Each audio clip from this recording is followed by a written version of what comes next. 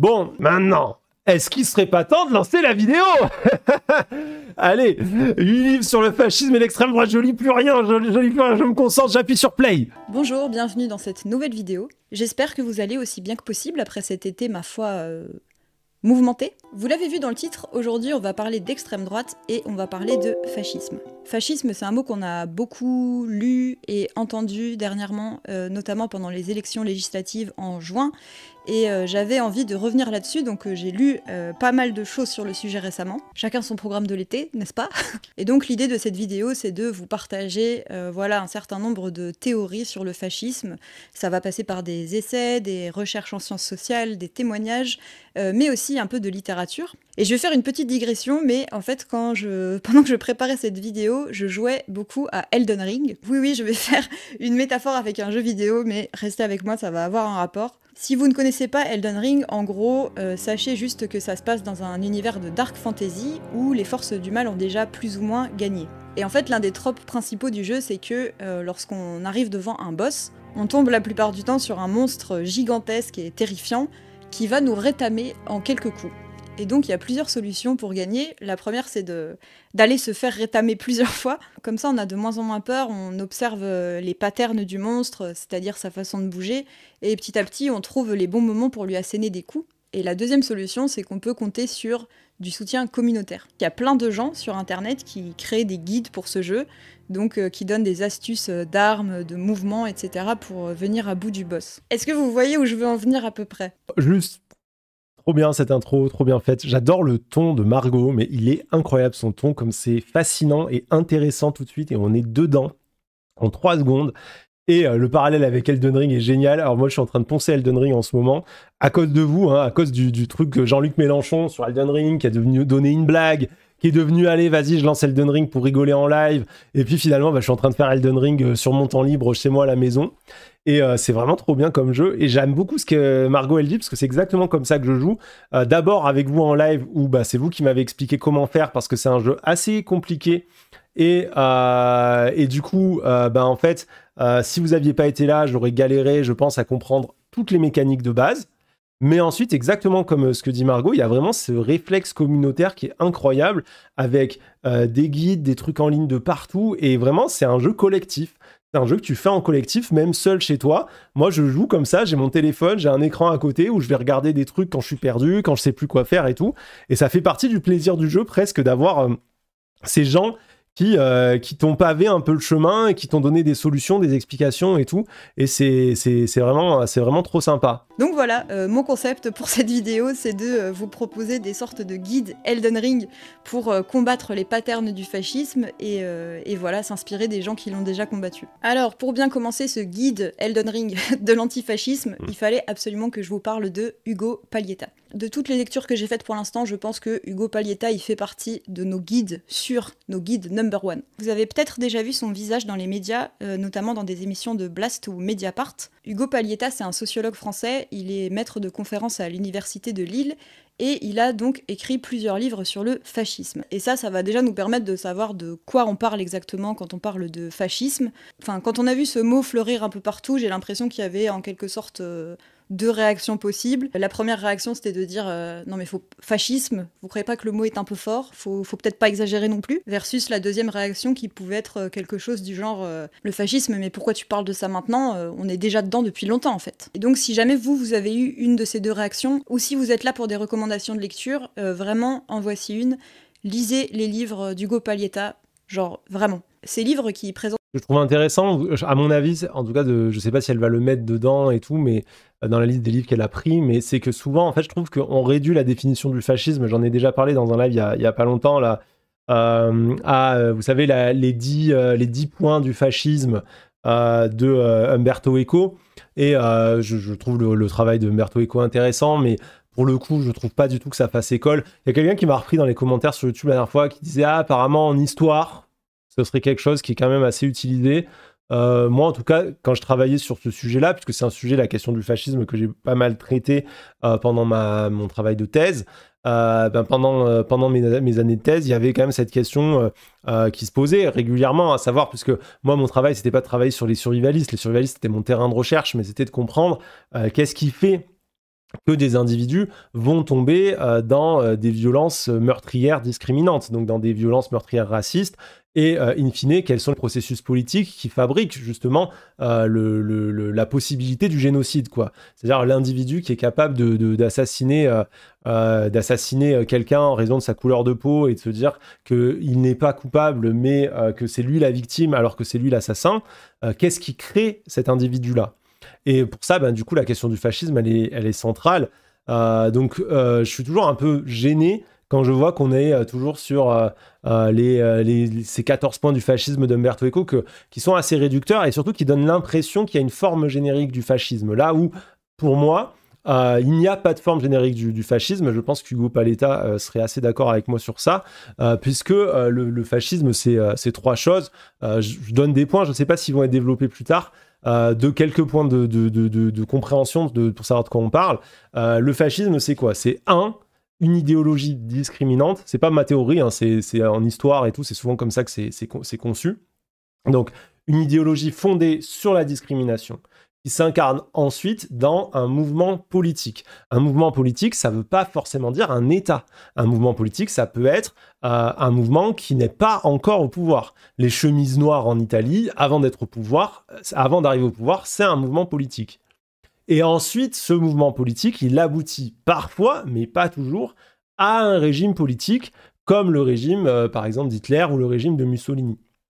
Donc, ces trois points-là, il crée, en fait, si vous voulez, la structure du fascisme, qui va ensuite aboutir à des formes qui peuvent être totalement différentes. C'est pour ça que je disais qu'il n'y a pas de forme générique, parce qu'en fait, le fascisme, en étant mis en action, en fait, il va y avoir une déformation de son idéologie par le contexte où elle s'exprime. Je ne sais pas si c'est clair, mais si vous voulez, on va avoir l'idéologie discriminante de base, on pourrait dire que c'est la même pour tout le monde. On en reparlera plus tard. Ça, c'est la pensée de l'ennemi intérieur. C'est ce qu'on appelle la pensée biopolitique. On reviendra sur ça parce que c'est assez important. Et si vous voulez, au centre de cette idéologie, il y a une question, c'est la question de la guerre civile. Mais ça, ça ferait vraiment très long à développer. Je pense que le point va arriver tôt ou tard. Donc, on reviendra dessus quand on tombera dessus. Mais en fait, ce qu'il faut comprendre, c'est que l'idéologie, elle va donner naissance à un mouvement. Mais les mouvements fascistes sont quand même...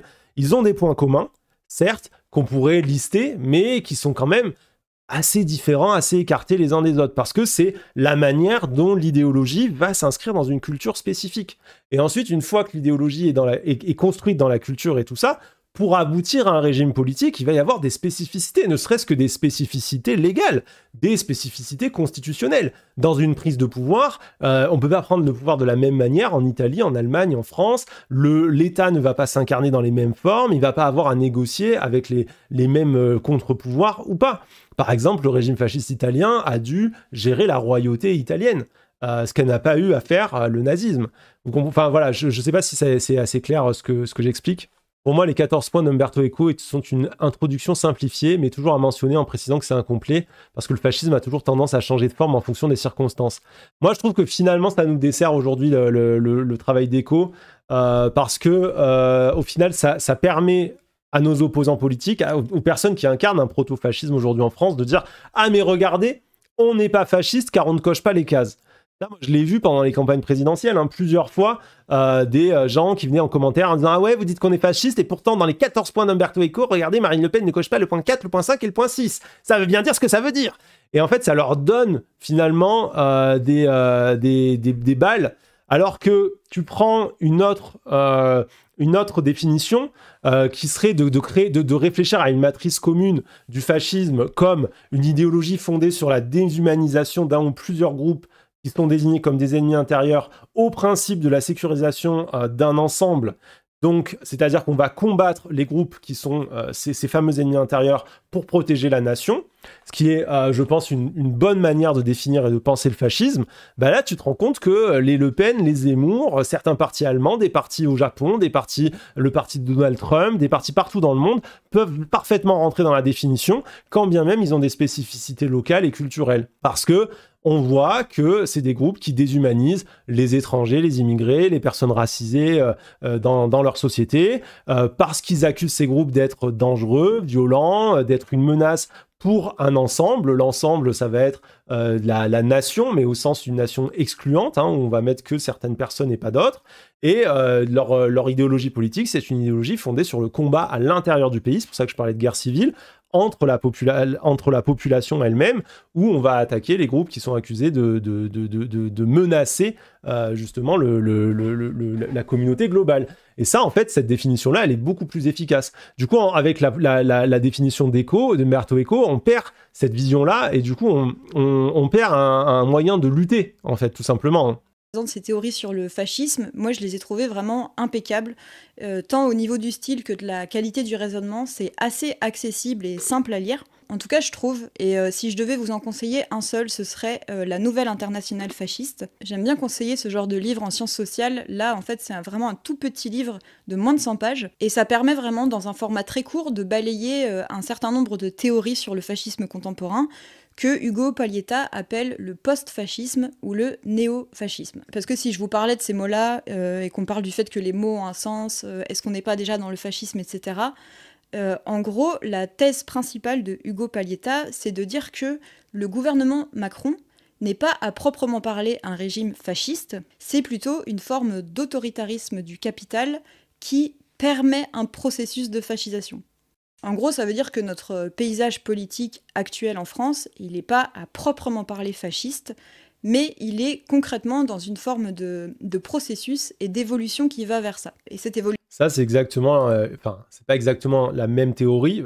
Moi, j'avais pas lu Ugo Paglietta à l'époque où j'écris, et je vais peut-être publier mon livre avant le sien, je ne sais pas, mais je pense qu'il n'avait pas lu mon livre non plus, hein. C'est juste qu'il y a trop de choses pour que tout le monde se lise, mais je pense que c'est à peu près la même idée, et je crois qu'on est de plus en plus nombreux et nombreuses à en faire le constat, qui est en fait que la matrice aujourd'hui de la fascisation, elle n'est pas allée chercher dans un racisme chez les gens, qui est en gros, les gens sont naturellement fascistes, mais dans une production politique de la discrimination, du racisme, de la déshumanisation, etc. Et que cette production politique, elle est faite par le néolibéralisme.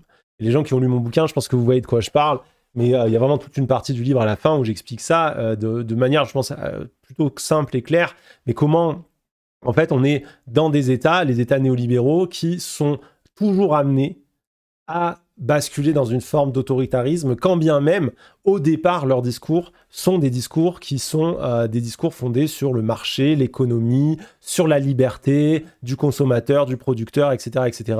Et on se rend compte qu'en fait, à mesure qu'on avance dans le régime néolibéral, le régime est contraint, j'en ai déjà parlé plusieurs fois sur la chaîne, mais est contraint par en fait son action politique à se tourner vers ce qu'on appelle ses pouvoirs régaliens, c'est-à-dire ses pouvoirs de sécurité.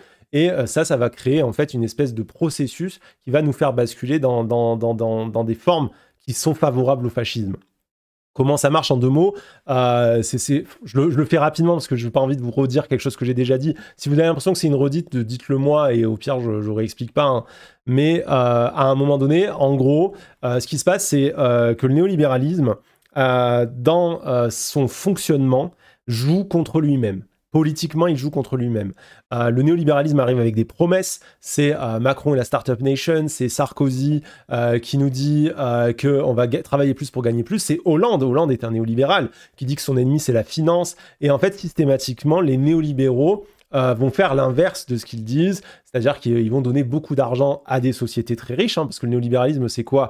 C'est la dérégulation des marchés, c'est un interventionnisme d'État qui ne va que du côté des entreprises, parce que c'est ça qui est nouveau dans le néolibéralisme, c'est qu'il y a de l'interventionnisme d'État, là où les libéraux pensaient que la main invisible du marché allait toujours systématiquement venir corriger tous les problèmes, etc., les néolibéraux disent, attention, là on intervient, on a des stratégies, mais en faveur du marché et uniquement du marché. Et à côté, dans ces stratégies en faveur du marché, il va y avoir notamment le démantèlement des services publics, il va y avoir la casse du social, etc., etc., etc.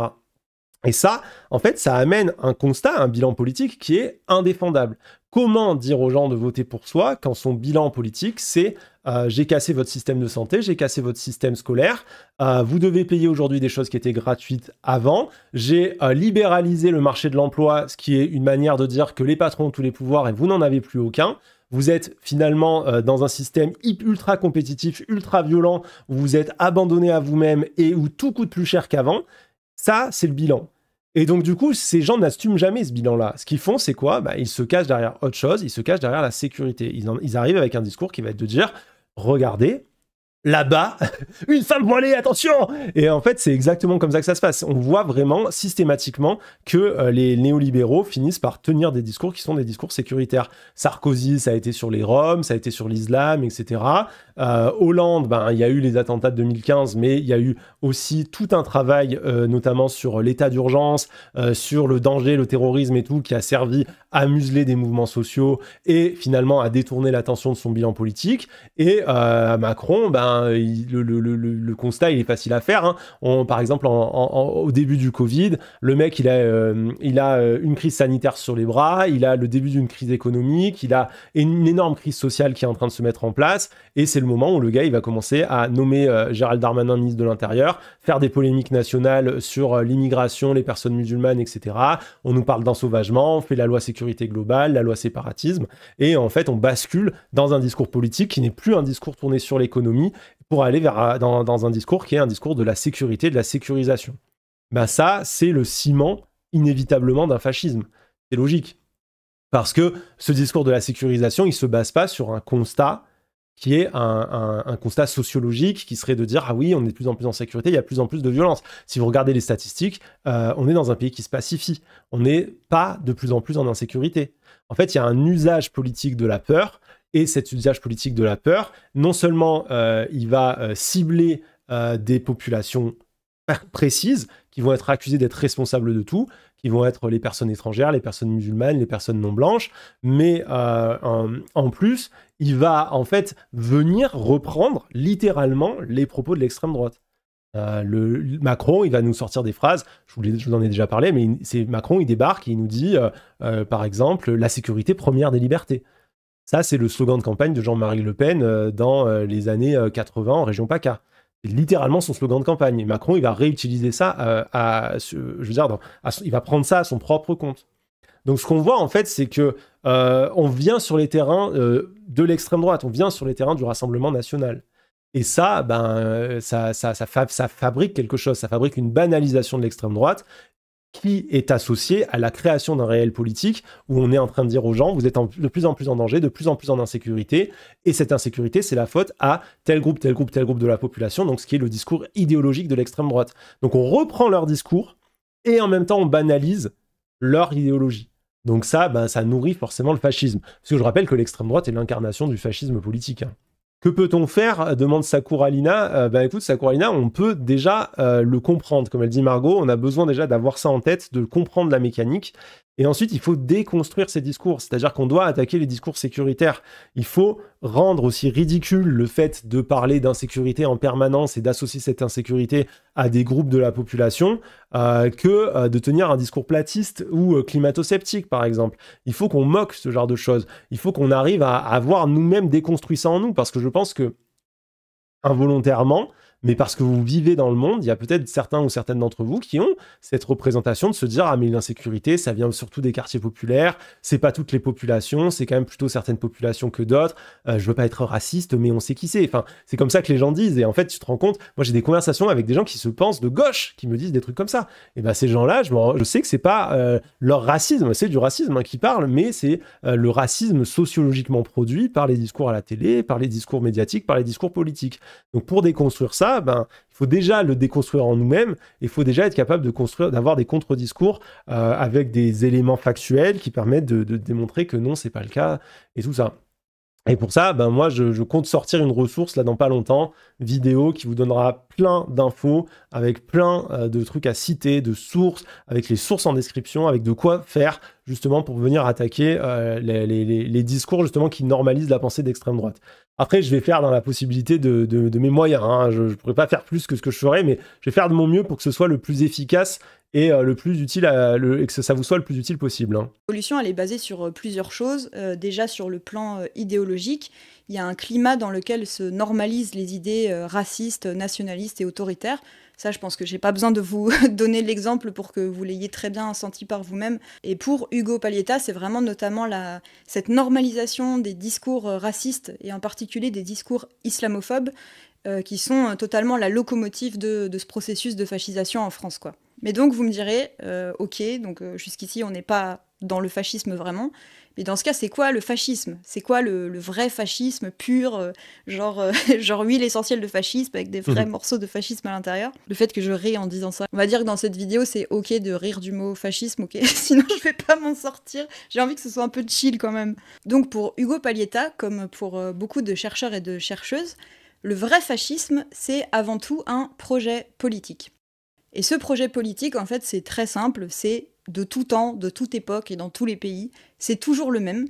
À chaque fois, il s'agit de régénérer une communauté imaginaire. Alors ça peut prendre plusieurs formes, ça peut être régénérer la nation, régénérer la civilisation, régénérer la race.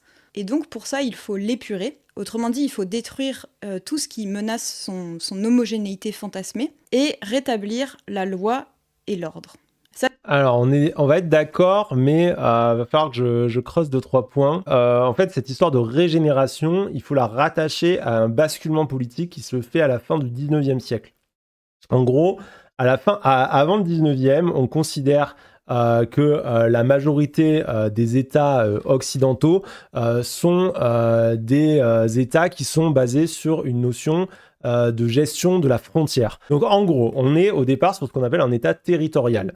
L'État territorial se conçoit en fait sur le déplacement de sa frontière. Je veux dire, en Occident et dans énormément de pays du monde, ça va se construire comme ça. Évidemment, les sociétés sont très variées. Voilà, je suis anthropologue, je sais bien qu'il existe des formes de sociétés qui peuvent totalement échapper à ce modèle-là. Mais le modèle dominant, on va dire que c'est ce modèle de l'État territorial. Et il est dominant pour une raison, c'est que les États qui se fondent sur le principe territorial, ils vont avoir tendance à absorber ceux qui ne le font pas.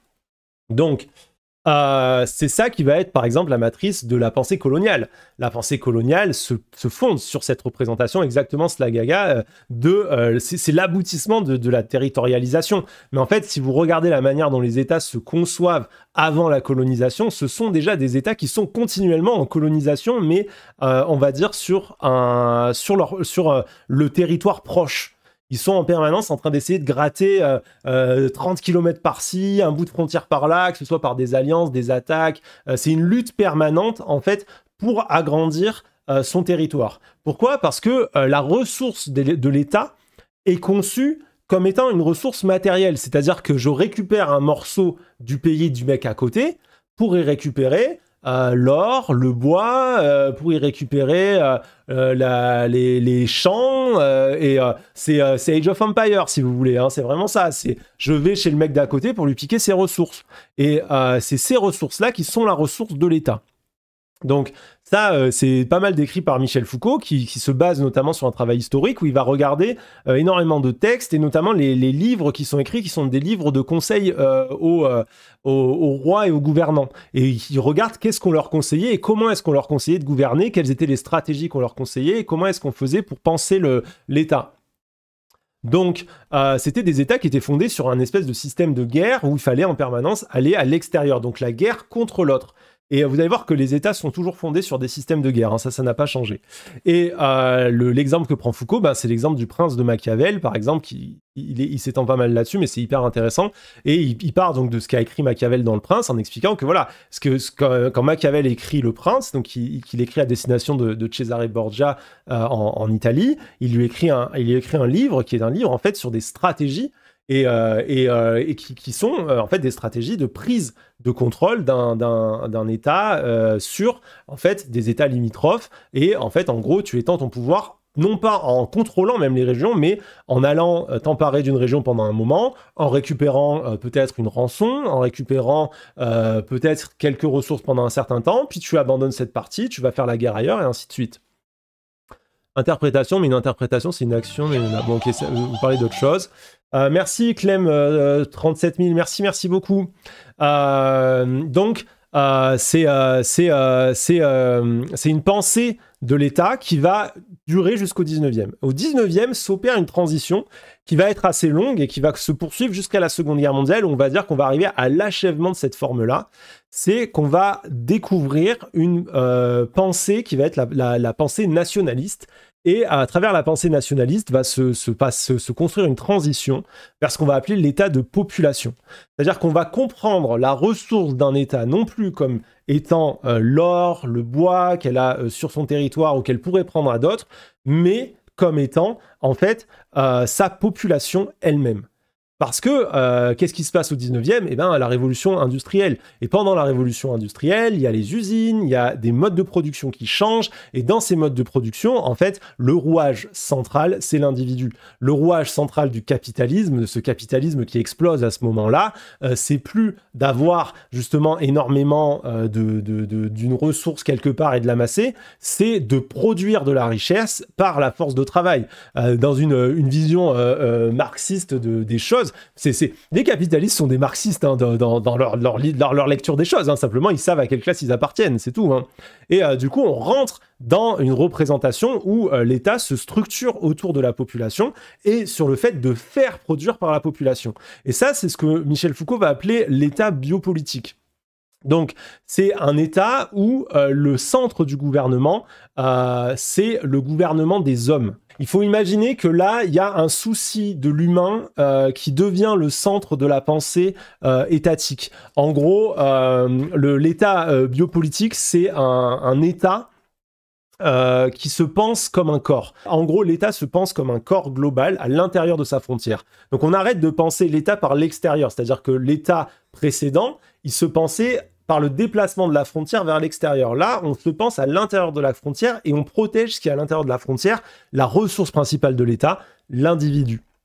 Et l'individu, il va commencer à être géré par toutes sortes de politiques, ne serait-ce que des politiques vraiment au sens biologique du terme, des politiques par exemple de natalité. C'est l'apparition des premières grandes politiques sur la natalité, sur la gestion de la mortalité. On s'en fout de la mortalité avant. Par exemple, quand il y a des grandes pandémies, des trucs comme ça, les pauvres qui meurent, c'est une donnée négligeable. Vous regardez les textes, des fois c'est à vomir. Hein.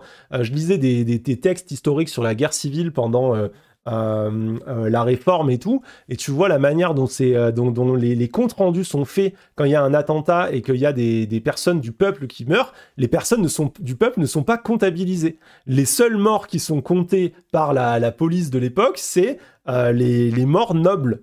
Et le peuple qui meurt, c'est... un groupe de manants a été tué dans l'explosion, quoi. Enfin, vous voyez l'idée, quoi. C'est vraiment, on a tué un noble, et puis, deux, trois trucs à côté, c'est du mobilier, quoi, d'une certaine manière. Et donc, du coup, c'est la manière de concevoir l'homme est complètement différente. Et c'est ça, un dommage collatéral, carrément. Et dans la pensée biopolitique, en fait, il y a un souci de l'humain qui devient extrêmement important. Et c'est là où on rentre dans ce que décrit Margot, c'est-à-dire que dans ce système-là, où l'État devient un corps à protéger, en fait, un corps global qu'il faut protéger, eh bien, il va y avoir cette idée que, c'est là où le nationalisme arrive, c'est que le corps a dégénéré. Le constat des nationalistes du 19e, etc., et tout, c'est de regarder le corps social, comme ça, dans son ensemble, et de dire, regardez dans l'état des choses tel qu'elle est, le corps a dégénéré. Déjà, au 19e, les types sont dans un passéisme. Ils sont en train de regarder en arrière, ils sont en train de dire, ah, regardez, c'était mieux avant. Et en fait, ils veulent revenir à un espèce d'état de pureté du corps national qui serait son accomplissement et l'état parfait qui serait l'état parfait de la biopolitique, qui serait en gros le moment où l'État serait le plus fonctionnel possible parce qu'il serait nettoyé de tout ce qui vient le parasiter, l'abîmer, l'attaquer, comme des espèces de tumeurs. Mais c'est quoi ces tumeurs à l'intérieur même de l'État? C'est quoi ces ennemis intérieurs? En fait, c'est d'autres groupes de la population, mais ce sont des groupes, dans une lecture en termes de domination, dominés. Les dominants regardent, ils se voient entre eux comme ça, ils sont là, ils se tapent dans le dos, ah super, vous avez vu, on est bien là, que des vieux mecs blancs, ah, qu'est-ce qu'on est bien, machin. Puis ils regardent, ils disent, mais qu'est-ce qui va pas dans cette société? Qu'est-ce qui va mal? Ils n'ont pas une lecture sociologique des choses, ils n'ont pas une pensée de la société en termes d'inégalité, etc. et tout. Ils regardent comme ça du haut de leur privilège de riches, persuadés d'avoir toujours mérité ce qu'ils ont, et ils se disent, mais là, les pauvres, quand même, ils sont sales, hein, et puis ils posent problème, hein. Et puis ces pauvres-là, dedans, il y a pire. Il y a tel groupe d'immigrés, là. Il y a les Irlandais, il y a les Italiens, il y a les Espagnols, il y a les Polonais, il y a, etc. Rajoutez le nom des immigrés de l'époque. Et donc vient cette idée qu'il faut nettoyer la société pour que en fait, elle puisse se régénérer et atteindre en fait un âge d'or qui serait un âge de l'accomplissement absolu où l'État en fait fonctionnerait totalement à la perfection.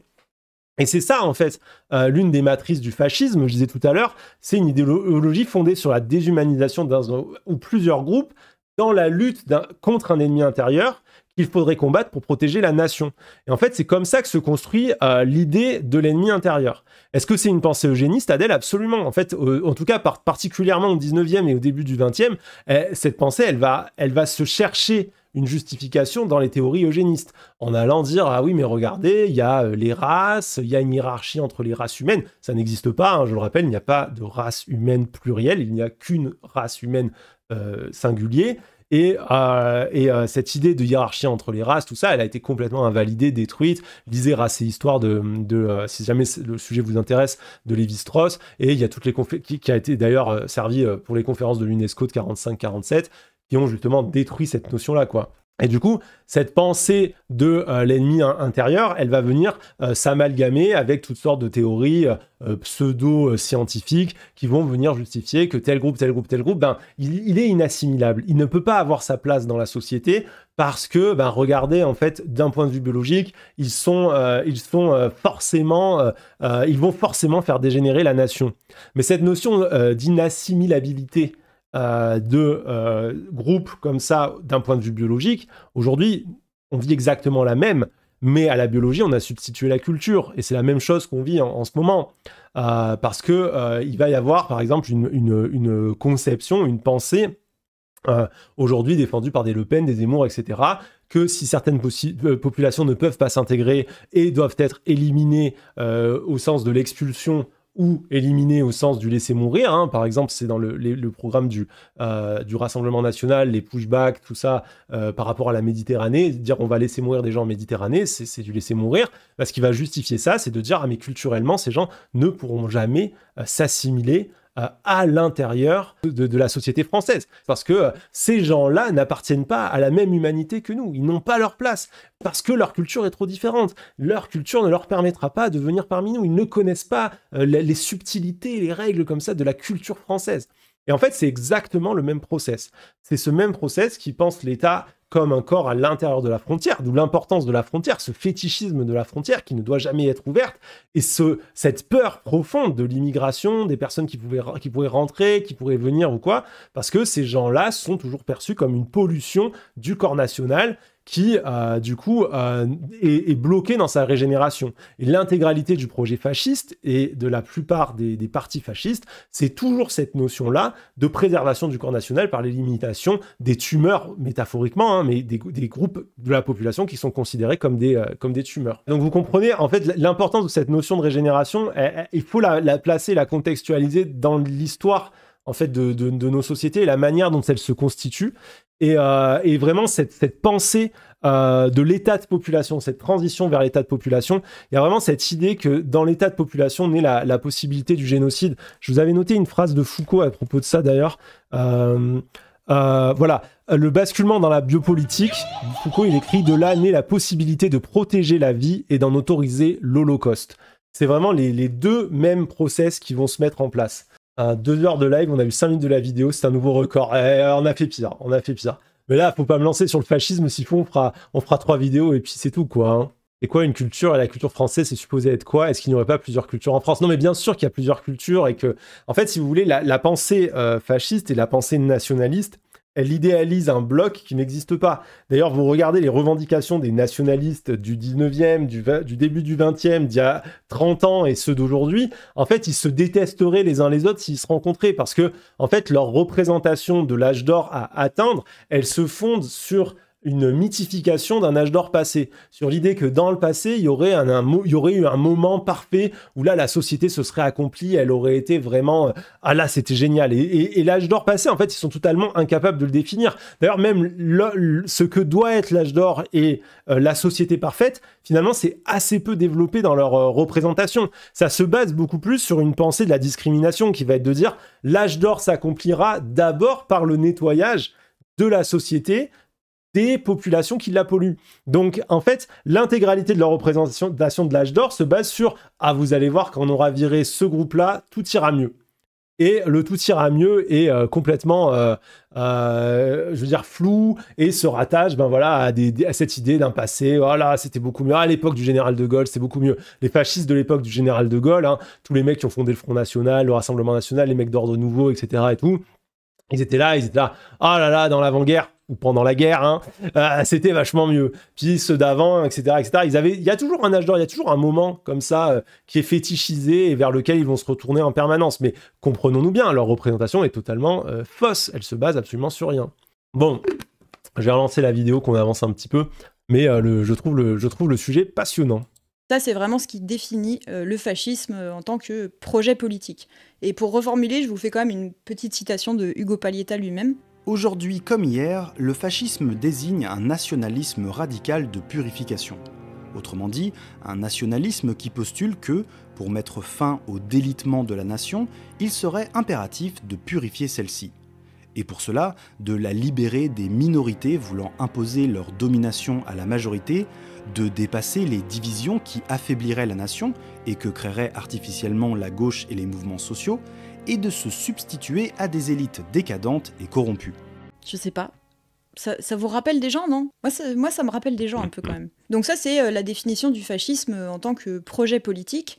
Mais il y a eu d'autres manières, notamment dans le passé, de définir ce qu'est le fascisme. Notamment, il y a eu celle de l'historien Robert Paxton. Donc lui, comme dit, il est historien, spécialiste notamment de la France de Vichy. Et il a écrit un livre très important qui s'appelle « Le fascisme en action ». Et en fait, dans ce livre, il défendait l'idée que le fascisme, ce qui le définit avant tout, c'est ses modes d'action. En fait, plus tard dans sa carrière, il a fini par reconnaître lui-même que cette définition, elle avait ses limites et qu'elle ne permettait pas de raisonner en fait les formes du fascisme qu'on connaît actuellement. Parce que oui, aujourd'hui... Paxton, j'ai pas beaucoup lu. J'ai un peu lu quand j'écrivais sur Mussolini, Hitler, tout ça. Parce que c'est un peu un passage obligé. Et sur la question du fascisme, je suis passé un peu à travers, tout simplement parce que je pense qu'au moment où je me suis intéressé à la question du fascisme, il avait justement perdu un peu de son... Il a vraiment fait école pendant un certain temps, et ça a été beaucoup discuté. Et finalement, ça tient plus autant, mais justement parce qu'il a voulu donner une forme générique au fascisme. Il a voulu trouver, vous savez, l'invariant.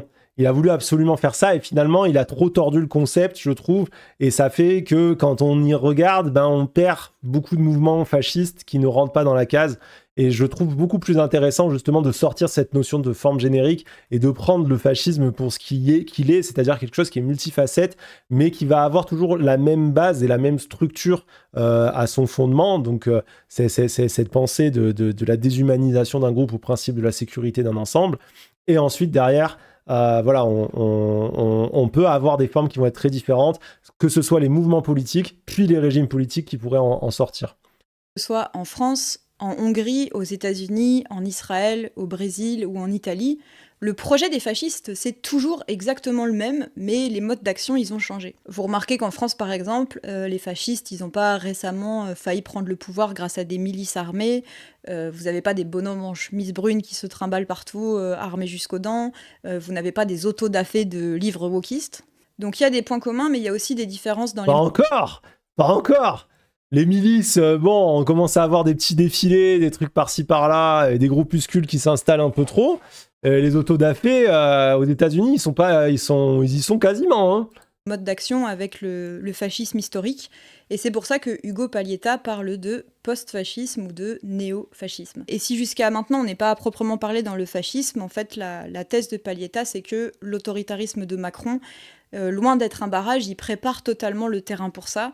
Et il l'explique très très bien, autant dans ses livres que dans ses interventions. D'ailleurs, je vous encourage juste à taper son nom et à écouter les interventions qu'il a fait dans des médias. Et je trouve que l'écouter ou le lire, ça permet vraiment de savoir de quoi on parle. Et... Après, Margot, elle a raison. Je veux dire, c'est quand elle dit qu'on n'a pas les chemises noires ou les chemises brunes dans les rues, c'est complètement autre chose. Le squadrisme italien, au moment où ça se met en place sous Mussolini, faut vraiment que vous imaginiez que ça se structure comme des polices parallèles qui vont aller chercher systématiquement tous les opposants, tous les journalistes. On va leur faire boire de l'huile de ricin, les humilier publiquement au mieux, quand on va pas les tabasser à mort. C'est chaud, quoi. C'est vraiment chaud. et de reconnaître en fait des processus qui sont à l'œuvre et qui sont assez longs et assez diffus en quelque sorte. Il permet vraiment d'analyser le contexte d'émergence du fascisme et je me souviens que dans un livre qui est très bien aussi, qu'il a coécrit avec l'historienne Ludivine Bantini, ils écrivaient une phrase, c'était quelque chose comme le fascisme ne fait pas irruption dans un ciel bleu et calme. C'est très bien dit, très bien expliqué et plutôt accessible il me semble, donc voilà, si ça vous a intéressé, je vous encourage à écouter et à lire davantage de Ugo Paglietta. Ensuite, on passe un peu dans un autre registre. Je voulais vous parler d'un livre et vous raconter une histoire qui m'a complètement mind-blow et qui est super intéressante. Et c'est vraiment une autre façon de prendre le sujet, en fait. Je voulais vous parler de Rêver sous le Troisième Reich de Charlotte Berath. Charlotte Berath, c'était une journaliste juive allemande. Dans les années 30, elle a environ 25 ans. Elle travaille dans le milieu de l'édition quand le nazisme commence vraiment à s'installer en Allemagne. Elle vit à Berlin, elle est juive, et donc à ce moment-là, elle se lance dans une quête assez étonnante. Elle commence à écrire et à collecter les rêves des gens. Alors que tout est en train de partir en latte autour d'elle, Charlotte, elle se dit... C'est incroyable comme idée, enfin pardon, mais je trouve l'existence de ce livre, je l'ignorais totalement, je trouve ça fascinant, mais complètement fascinant. Les recos de Margot, c'est toujours incroyable, elle trouve toujours les meilleurs livres. Je sais pas comment elle fait dans sa vie pour avoir le temps de lire autant, parce que je sais qu'elle met pas tous les livres qu'elle a lus, qu'elle met pas tous les trucs, elle essaie vraiment de faire la sélection, tu sais, genre vraiment la perfection, quoi. Mais je trouve le principe et l'idée génial, hein. Les rêves, c'est intéressant quand même. Et elle a raison, en fait, parce que à ce moment-là, il devient petit à petit de plus en plus difficile d'exprimer certaines opinions. Il y a une montée assez lente, mais assez palpable de la propagande et de la peur autour d'elle. Et donc, Charlotte... C'est marrant, d'ailleurs, rêve et fascisme, maintenant que j'y réfléchis, c'est quand même un truc qu'on voit aussi chez Orwell, hein, dans 1984, il en parle un peu, du sommeil, du fait de se contrôler la double pensée, le fait de se contrôler soi-même et d'être toujours en train de se regarder, dire pour être sûr qu'on ne dit pas quelque chose de problématique, qui va jusque dans le sommeil, et le fait de devoir contrôler ses rêves et se contrôler dans ce qu'on va dire en rêvant, des choses comme ça. Charlotte Berath, elle a demandé à des gens autour d'elle de lui raconter leurs rêves, mais elle s'est aussi fait aider par des amis à elle qui étaient médecins et qui pouvaient questionner leurs patients. Et en fait, de fil en aiguille, entre 1933 et 1939, elle a recueilli plus de 300 rêves de cette manière. Et c'est en fait bien plus tard, après s'être enfuie aux États-Unis et une fois que la guerre était terminée, qu'elle a pu publier ce livre dans lequel elle propose une analyse de tous les rêves qu'elle a collectés. Les gens qu'elle a interrogés, c'était vraiment pour la plupart des Berlinois et des Berlinoises moyens, quoi. C'est-à-dire qu'il y a un peu une sorte de diversité en termes de classe sociale. C'est aussi pour la plupart des gens qui n'étaient pas juifs, en réalité pour la plupart des gens qui n'étaient pas directement impactés par la violence des nazis à ce moment-là, ou en tout cas pas encore. Et pourtant, elle constate un impact hyper net de l'arrivée du totalitarisme dans leur vie. Les gens qu'elle a interrogés, ils se mettent à rêver que les murs de leur appartement disparaissent.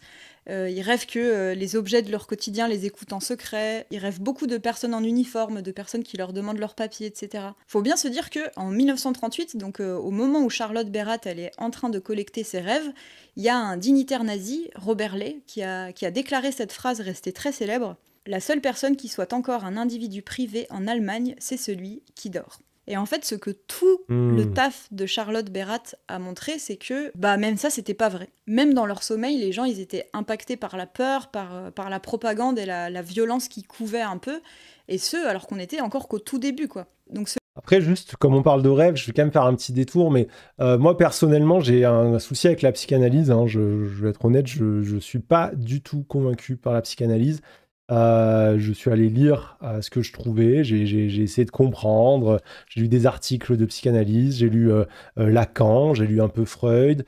Je pense que c'est une pseudo-science et qui a beaucoup servi à des principes et des pensées d'oppression, et la pensée de l'inconscient, la notion d'inconscient vient de la psychanalyse, et pour moi l'idée de l'inconscient est une fumisterie, quoi, hein. Donc voilà, je tiens à le dire, et du coup en France, en fait, la psychanalyse, d'ailleurs c'est sur ce chat que je l'avais appris, mais effectivement c'est le cas, la psychanalyse a encore beaucoup d'assises, même dans les milieux scientifiques, alors que dans la plupart des pays elle est décrédibilisée depuis vraiment longtemps. Mais du coup, la question du rêve n'est pas moins intéressante, parce que le rêve existe comme objet sociologique et objet d'étude. Mais justement, c'est là où on voit dans ce que raconte Margot que le rêve n'est pas la production métaphorique de désirs inconscients rattachés au passé, à des stades franchis, etc., tout ce que vous voulez, enfin toutes ces conneries.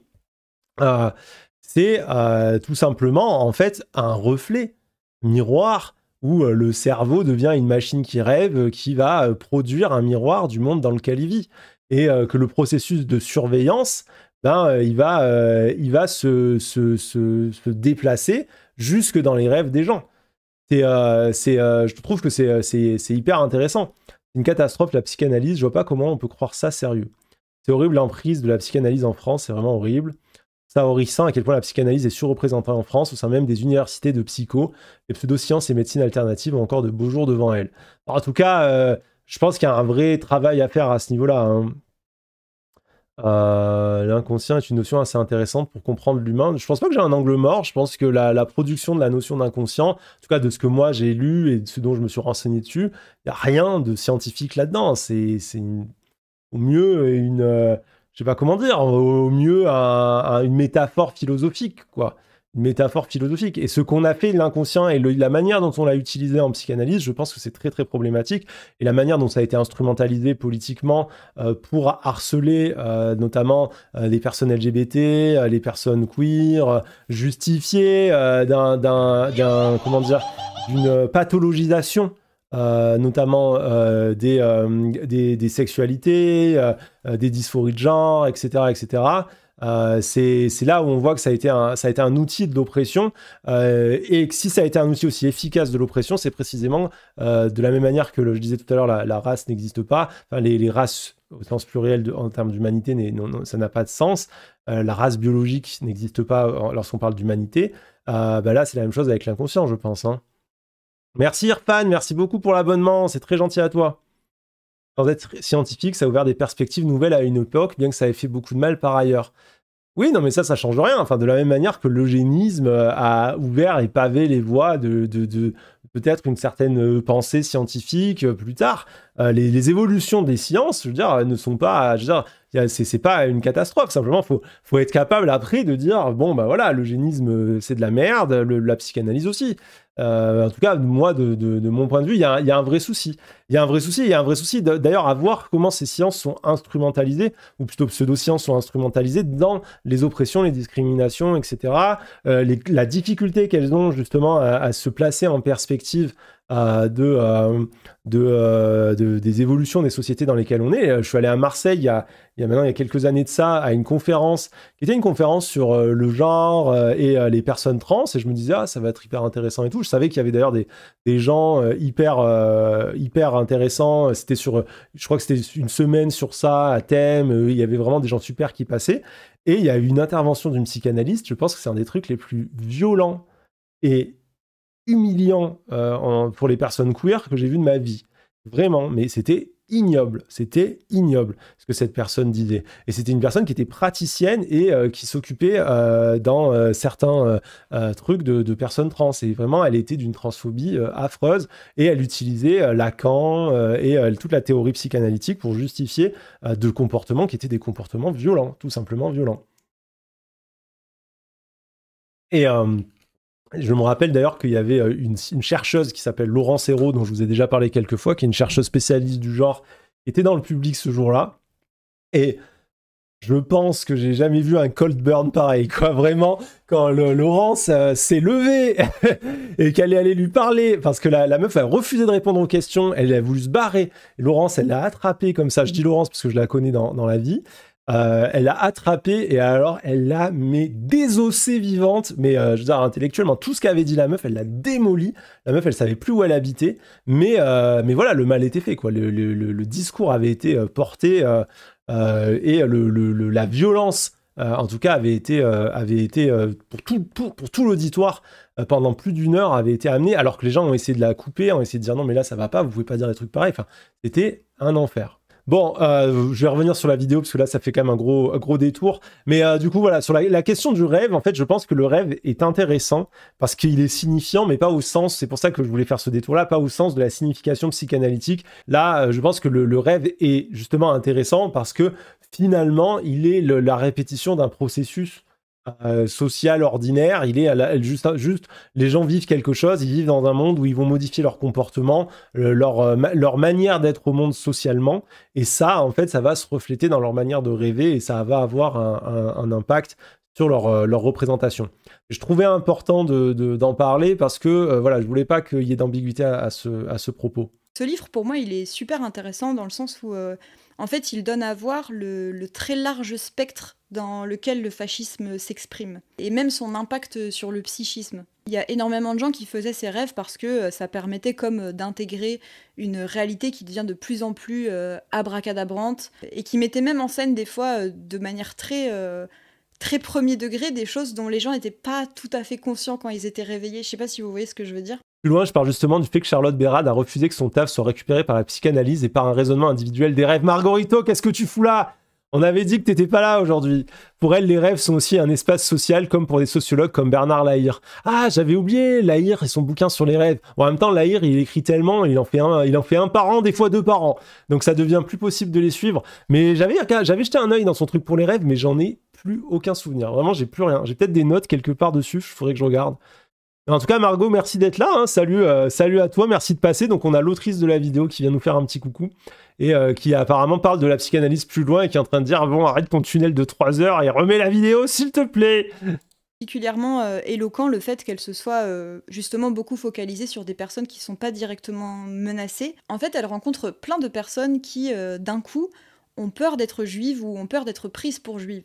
Comme la doctrine nazie, c'était d'avoir aggloméré en fait des théories antisémites qui étaient beaucoup plus anciennes et qui étaient déjà très infuses dans la population, de l'avoir formalisé dans une racialisation artificielle des personnes juives, ça fait que les gens ils intégraient en fait ces sortes de normes physiques. Et de nombreuses personnes faisaient des rêves sur le fait qu'elles avaient les cheveux bruns, elles avaient la peau foncée, et donc qu'il fallait absolument qu'elles trouvent des papiers pour garantir leur sécurité, pour garantir qu'elles n'étaient pas juives. Mais en tout cas, tout ça, ça a beaucoup résonné pour moi parce que je fais partie des gens qui ont une vie onirique assez riche, on va dire ça comme ça. Clairement, le contexte collectif, moi, en tout cas, il fait souvent irruption dans mes rêves. Là, en fait, quand je lisais Charlotte Bérard, j'ai pas pu m'empêcher d'avoir une sorte d'intuition que là, il y avait des mécanismes, en fait, qu'elle décrit dans les rêves des personnes qu'elle a interrogées, qui sont, je trouve, des mécanismes approchants de choses qu'on vit collectivement aujourd'hui. C'est pas exactement lié au fascisme, mais pendant l'été, j'ai lu aussi un livre sur l'antisémitisme qui s'appelle « Des Blancs comme les autres, les Juifs, angle mort de l'antiracisme » de Ilana Weissman.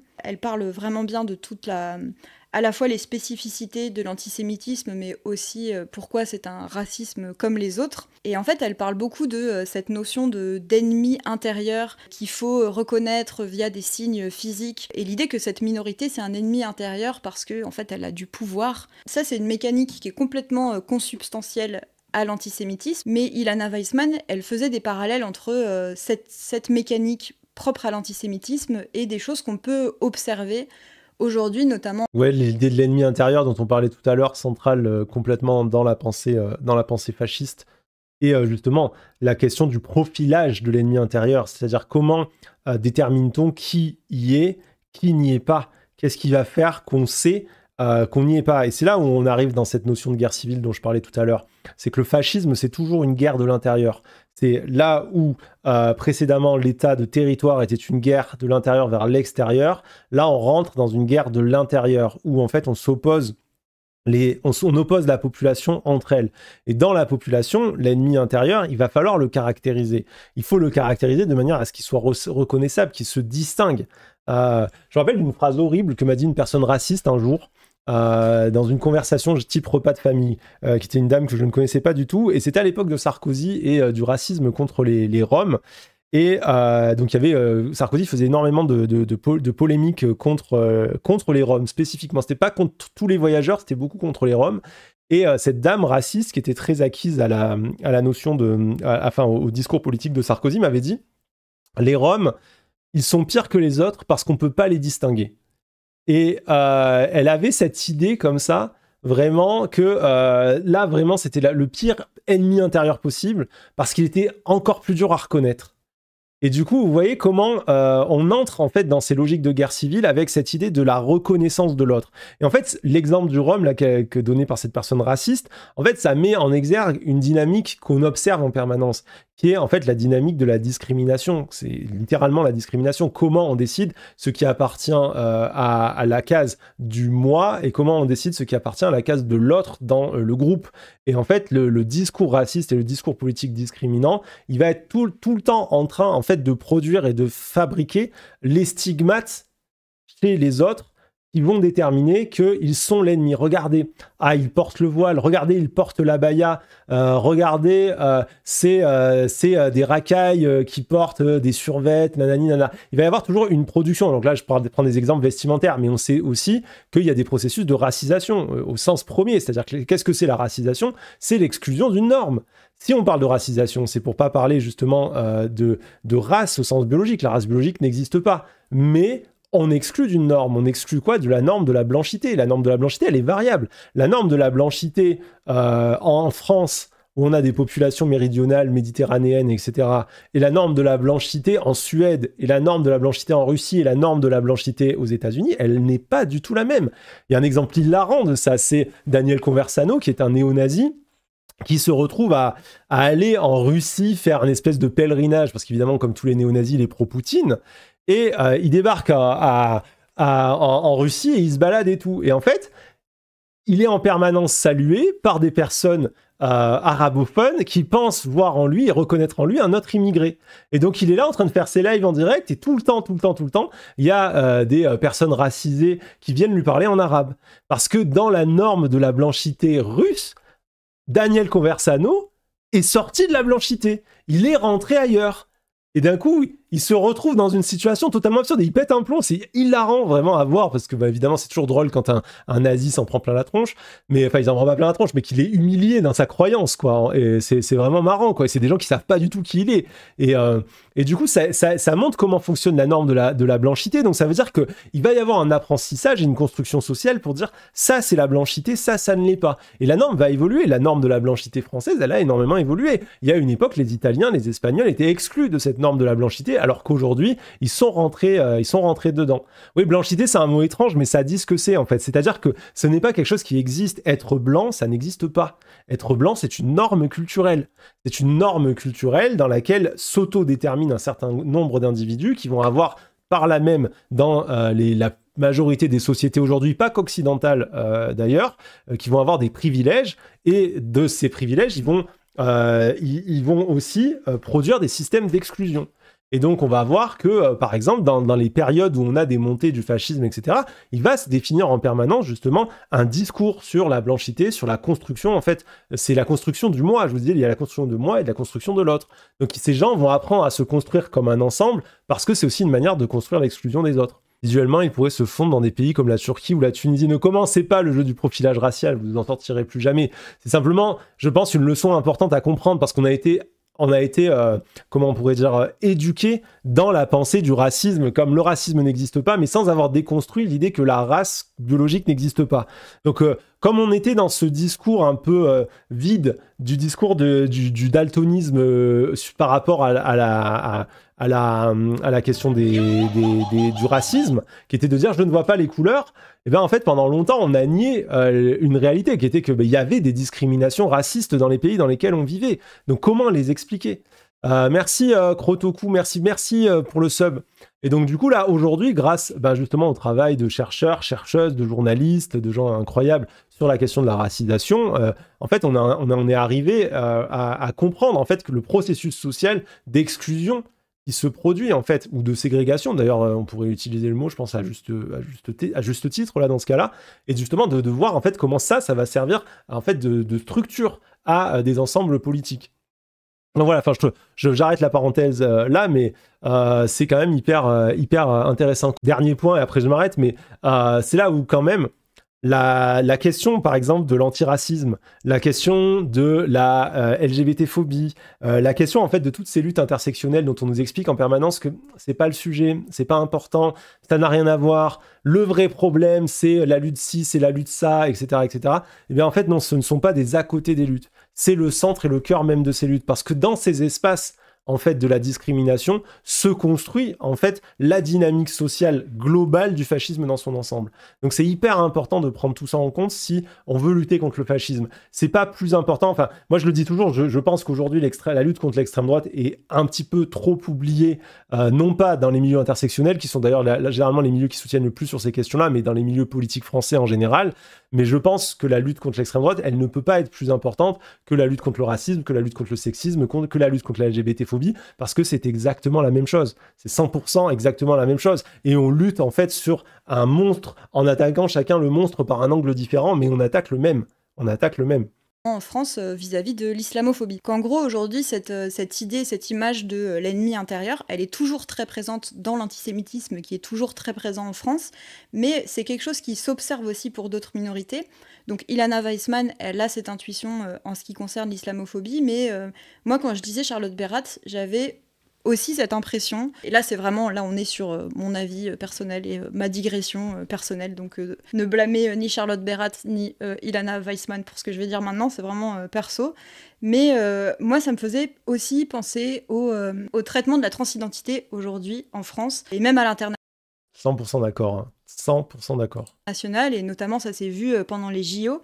En fait, l'idée que voilà, qu'il y a une minorité qu'on peut reconnaître via des signes physiques et que cette minorité a du pouvoir, j'ai l'impression que c'est vraiment quelque chose qu'on retrouve dans la transphobie aujourd'hui. Donc vous voyez que ce corps étatique, il y a toutes sortes de manières de l'attaquer dans les représentations. Donc ça va être il va y avoir une question justement de la racisation, il va y avoir une question de la culture. Aujourd'hui, le prétexte de la culture est en permanence utilisé à la discrimination, mais il va y avoir aussi l'attaque à des valeurs morales, à des normes qui vont être des normes de genre. Et là, ça vient remettre en question quelque chose qui est pensé comme le corps national par les nationalistes, hein, qui n'est pas un corps national dans l'absolu, et qui va servir à justifier la violence, qui est tout à fait injustifiable en soi. Hein. En tant que femme trans racisée, j'en ai plein le dos. On a toujours pas mal détesté, mais maintenant on est fliqué non-stop par tout le monde et on est des sujets principaux, mais négativement. Ouais, je comprends. Gros soutien, Greyfox, à toi.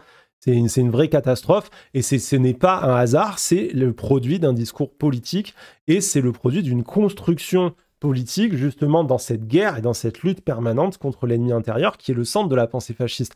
La transphobie aujourd'hui est un marqueur très clair et très fort à mon sens, et je suis tout à fait d'accord avec Margot sur ça, de l'explosion justement d'une pensée fasciste. Et n'oubliez pas que en miroir de l'adversaire, on se construit toujours soi-même. Donc c'est une manière pour eux, en étant en permanence dans la dénonciation, l'attaque et la violence transphobe, c'est une manière pour eux aussi de construire leurs idéaux politiques et leurs identités politiques en resserrant de plus en plus le cercle, justement, vers ce corps national et en disant de plus en plus, voilà le corps national, voilà de quoi il faut le préserver.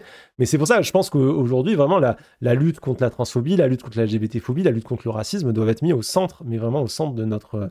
de nos luttes et de notre militantisme. C'est la lutte contre le fascisme dans son ensemble qui se joue là, en fait. Hein. Et de la même manière que Charlotte Berrath, elle interroge des personnes qui ont peur d'être juives, d'être prises pour juives, on voit bien qu'aujourd'hui, toute personne qui a une apparence physique un peu trouble au niveau du genre, toute personne dont un organisme d'extrême droite va dire attention, ces chromosomes ne sont pas exactement ceci, cela. En fait, toutes ces personnes vont être menacées comme des ennemis de l'intérieur potentiels. En tout cas, je ne sais pas si cette digression et ces parallèles sont très pertinents. Moi, en tout cas, c'est un peu ce que j'ai ressenti. Et ce qui est sûr, c'est que le livre de Charlotte Berrath est trop intéressant par l'angle par lequel il prend le fascisme, le totalitarisme et en particulier le nazisme. J'ai trouvé qu'elle prenait le sujet d'une certaine manière, celle de la psyché et des rêves, sans rentrer dans... Enfin, Charlotte Berrath, c'est quelqu'un qui a toujours refusé justement que son travail soit capté par la psychanalyse ou par des analyses en fait très individuelles des choses. Elle voulait vraiment défendre le rêve comme aussi symptomatique, pas seulement de l'individualité, du cadre familial ou du cadre de l'individu, mais une forme d'espace qui est aussi social et dans lequel des choses comme le fascisme émergent et peuvent s'observer. Donc voilà, j'ai trouvé ça super intéressant et je le recommande. Et la vidéo est incroyable, hein, vraiment super bien faite, hyper intéressante. En fait, moi, ce que j'aime bien avec Margot, c'est un petit peu comme moi et mes reacts, c'est que je trouve que Margot, à la fin, les livres sont une excuse à une réflexion beaucoup plus poussée. On n'est pas sur de la reco de livres, on est un peu au-delà de ça, quand on est sur quelque chose qui te fait penser à un sujet précis, qui te fait réfléchir à plein de choses. Moi, à chaque fois, en tout cas, que je lis, que je regarde ces vidéos, ça me donne tout de suite envie, déjà d'écrire, parce que moi, j'écris, c'est mon travail, et ça me donne toujours envie d'écrire, parce que c'est ultra motivant. Et ça me fait toujours réfléchir sur des sujets d'une manière à laquelle j'aurais pas toujours pensé, avec un peu, je trouve, cet usage en fait des lectures pour justifier la réflexion. Mais au final, c'est en fait, si vous voulez, ça pourrait être un essai où elle se contenterait de citer les auteurs sans en faire la recommandation et où elle mettrait avec chaque auteur, elle viendrait traiter d'un point particulier sur le fascisme et ce serait tout aussi intéressant, quoi. Hein. Ah, t'es encore là, Margot? Ben voilà, j'étais en train de te saucer, mais vraiment, c'est mérité, je trouve ça génial. Allez suivre Margot, faites tourner sa petite vidéo et n'oubliez pas de laisser un petit commentaire gentil. Hein, envoyez de l'amour, on n'oublie pas, on envoie de l'amour en permanence. Les taupirates sont des gens qui viennent faire des raids gentils, j'allais dire des raids amoureux, mais ça sonne très bizarre, qui faire des raids de positivité. La petite musique là. Ensuite, pour changer de nouveau un peu d'angle, je voulais quand même vous parler de littérature en mentionnant brièvement parce que c'est un livre que j'ai pas encore terminé, M, l'enfant du siècle de Antonio Scurati. Alors vous avez peut-être déjà entendu parler de ce livre, c'est une œuvre vraiment en 3 très gros volumes qui raconte l'ascension de Mussolini et qui a vraiment été un très très gros best-seller. Ça a d'ailleurs été un gros best-seller juste avant que l'extrême droite reprenne le pouvoir en Italie. Ce qui est quand même assez cocasse. J'ai pas de mots pertinents qui me viennent à l'esprit là. Aujourd'hui, ces Attendez. références politiques sont celles de l'Italie fasciste. Giorgia ne s'en cache pas. Oui, non, juste sur le côté cocasse, en fait, je pense que c'est pas si cocasse que ça, c'est que souvent, en fait, en même temps qu'il y a l'avènement d'un pouvoir fasciste, il y a souvent en parallèle, dans des milieux politiques, populaires, dans des milieux intellectuels, il y a une vraie volonté de contrer ça. C'est les gens ne sont pas aveugles à la montée du fascisme. Hein. Les gens voient ce qui est en train d'arriver, les gens essayent de s'y opposer, les gens font de leur mieux. Simplement, des fois, son mieux, c'est pas suffisant, hein, c'est tout. Hein. Mais c'est pour ça que c'est pas si cocasse que ça de se dire que ça a été un best-seller alors que le fascisme a débarqué juste derrière. Et après, ça pose quand même toujours cette question que je me suis souvent posée de peut-on une œuvre aussi énorme soit-elle, quel que soit son impact, ne peut pas suffire, en tout cas c'est mon point de vue, l'art ne peut pas suffire à lutter, quoi.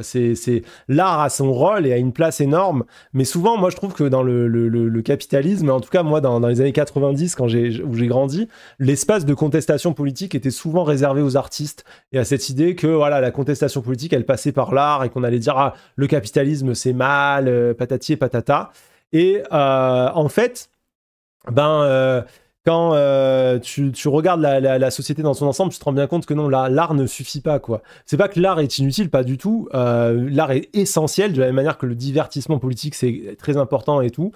Lutter politiquement contre une machine de guerre aussi puissante que la machine fasciste, qui est dans une guerre idéologique hyper efficace, en utilisant tous les instruments possibles et imaginables, dont les pires, ceux que nous on se refuse à utiliser, comme la violence arbitraire, quoi. Aller tabasser nos adversaires politiques, c'est pas ce qu'on fait. Aujourd'hui, moi je suis harcelé en ligne, je suis harcelé en permanence par l'extrême droite. Les mecs d'extrême droite, on l'a vu dans mon débat avec le gars de Biomécanique, ils ont même jamais reçu un message d'un mec de gauche pour leur dire que c'est des connards, c'est jamais arrivé. Moi on me menace de mort. Donc en ayant par-dessus ça, je veux dire, les idiots utiles du néolibéralisme et du capitalisme qui leur pavent la rue, ça ne peut pas se limiter à l'art, quoi. On a besoin de l'art, c'est essentiel, mais ça doit aller plus loin que ça, et c'est pour ça qu'on a besoin justement d'un monde militant qui soit vivant dans son ensemble. On a besoin de figures politiques dans les partis, on a besoin d'artistes, on a besoin de divertissement, on a besoin de journalisme, on a besoin de tout, en fait, pour réussir à faire quelque chose. Moi, je crois que Mussolini, c'était un bon politicien. C'est-à-dire que tout ce qu'il a fait, il a fait pour l'Italie. J'ai lu pour l'instant une grosse moitié du premier volume et en fait j'ai trouvé que c'était super intéressant. Donc ça c'était Giorgia Meloni. Hein. Et super bien mis en récit si vous voulez. Je le lisais en regardant en parallèle une série de documentaires Arte que je vous recommande d'ailleurs à fond aussi qui s'appelle Le fascisme en couleur. Et en fait, je trouvais que l'auteur réussissait vraiment super bien à combiner à la fois l'exactitude historique avec des mécanismes romanesques en fait. Il fait des changements de focalisation, il y a aussi des montées de suspense, la caractérisation des personnages qui est super intéressante aussi. En fait, j'ai trouvé ça très bien et la seule raison pour laquelle je l'ai actuellement pas fini, c'est que en fait, je lisais vraiment des trucs sur le fascisme du matin au soir et ça a commencé un peu à m'user. Mais je vous le recommande vraiment si c'est les formes romanesques qui vous parlent le plus et surtout si vous êtes prêt à lire des gros pavés. Et en fait, parce qu'on parle de fascisme ici, ce que j'ai trouvé intéressant, c'est que en lisant M et en s'intéressant à Mussolini de manière plus générale, encore une fois, s'intéresser au fascisme historique, c'est quelque chose qui permet de comprendre et d'apprendre des choses qui sont utiles pour maintenant. Par exemple, que de tout temps, les fascistes bouffent à tous les râteliers.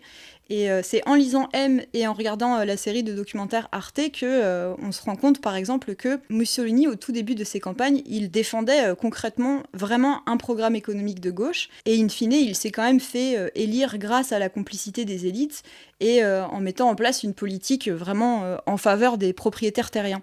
Alors, je dirais pas programme politique de gauche, mais en tout cas programme populiste, mais de la même manière que le RN a un programme populiste, dont on voit aujourd'hui que le masque s'effondre. Hein. C'est hyper drôle de voir aujourd'hui Bardella qui, au début des législatives, enfin pendant les européennes, parlait de supprimer les retraites, puis après c'est venu oui, non, peut-être qu'on va pas le faire. Et puis alors là, maintenant, ils sont littéralement en train de dire « Oh, ce Premier ministre macroniste, sorti de la droite, déjà élu sous Pompidou, il est parfait. Hein. Du moment qu'il est raciste, tout nous va. » Donc on voit qu'il y a un abandon total à l'extrême droite de ce volet pseudo-social qui existe effectivement dans la majorité des mouvements fascistes. On l'a vu chez Mussolini, on l'a vu chez les nazis qui ont joué national-socialistes. Ils ont utilisé le socialisme comme une marque en fait. Hein. Le socialisme était à la mode, ils ont pris le mot socialiste et ils ont donné l'apparence du socialisme. Et après on regarde dans l'histoire politique de ces partis, on voit toujours que cette partie de gauche, en tout cas, ce populisme qui s'inspire de la gauche disparaît très rapidement. Alors, chez les nazis, c'est allé de la manière la plus spectaculaire qui soit, puisque c'est pendant la nuit des longs couteaux qu'ont été tout simplement assassinés tous les tendants et représentants de la partie gauche du mouvement nazi. Ils les ont juste tués, comme ça c'était fait. Et chez Mussolini, dès le départ du mouvement, après son exclusion du Parti socialiste italien, donc il se passe 7 ans, il reconstruit le parti fasciste, et toute la partie où il est en fait dans le lancement et la construction du parti fasciste, on voit en fait qu'il est en alliance avec la petite bourgeoisie, et parce que c'est la petite bourgeoisie qui va financer le parti. Comment ça se passe? En fait, les petits bourgeois ont très peur des socialistes, et surtout des mouvements de grève et des mouvements syndicaux. Donc les forces vives du fascisme vont servir à casser les grèves, à casser tout ce qui est occupation d'usines, trucs comme ça et tout, et vont donc systématiquement s'en prendre au peuple au service de la bourgeoisie. Donc on voit vraiment qu'on est sur un discours de façade qui en fait ne s'incarne dans rien réellement. On va aider les gens, mais seulement ceux qui correspondent à nos critères. Non, même pas, justement, c'est ça Elmer, c'est même pas, tu vois, le fascisme de Mussolini, il aide même pas les Italiens qui correspondent à leurs critères. Il va tabasser les ouvriers, il a besoin de la petite bourgeoisie pour se financer. Et après, plus tard, il va s'allier avec l'État de la grande bourgeoisie et même la noblesse. Puisque quand même, il faut rappeler que tout le temps de la dictature de Mussolini, il y a un roi qui est en place, qui est là et avec lequel ils vont tout à fait s'arranger et tout à fait bien s'entendre jusqu'à la fin où là, le roi va se retourner contre Mussolini quand il va sentir que le vent tourne. Mais grosso modo, pendant tout le reste du temps, ça va rester en place. Hein. On voit en s'intéressant à lui, c'est que le fascisme a toujours adapter sa ligne en fait en fonction des circonstances et en fonction des groupes de population qui allaient le plus servir pour accéder au pouvoir. Donc ce que je pense, c'est que dans une période comme la nôtre, s'intéresser, que ce soit par la forme fictionnelle, mais par des documentaires ou par tout ce que vous voulez, aux formes du fascisme historique, même si encore une fois il y a des différences avec aujourd'hui, ça permet de reconnaître certains mécanismes et certaines dynamiques collectives.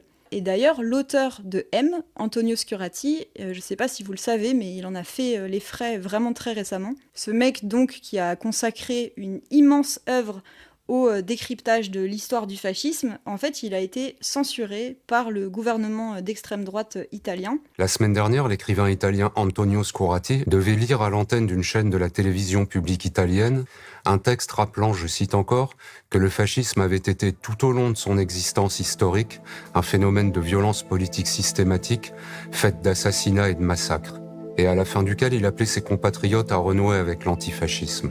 Giorgia Meloni, quant à elle, a évidemment nié toute censure et a déclaré que ceux qui ont toujours été ostracisés et censurés par le service public ne demanderont jamais la censure de qui que ce soit, pas même de ceux qui pensent que leur propagande contre le gouvernement devrait être payée avec l'argent public. Cette déclaration est intéressante à plus d'un titre, parce qu'elle dit assez nettement que pour Giorgia Meloni, la condamnation du fascisme relève de la propagande contre son gouvernement. Voilà qui a au moins le mérite d'être tout à fait clair. Il y a quelqu'un qui pose la question, bon, sans surprise pour Meloni, l'extrême droite au pouvoir, c'est évidemment ce genre de choses, mais qui demande est-ce que les arguments pseudo-sociaux fonctionnent vraiment ? On dirait que les gens qui adhèrent s'en foutent au fond, vu que le renoncement dans l'entre-deux tours n'a pas eu d'impact électoral au final. C'est une question que je me pose aussi, en fait, d'une certaine manière. Je sais pas si j'ai vraiment tranché. Je pense que déjà, ça permet de se distinguer. Parce qu'à un moment donné, les partis fascistes, ils ont besoin de se distinguer des néolibéraux.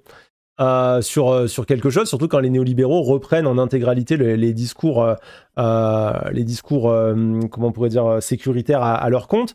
Mais le truc, en fait, c'est qu'en utilisant cet habillage populiste, pseudo-social, ça va aussi, en fait, permettre de justifier une certaine pensée de la nation et du verrouillage national.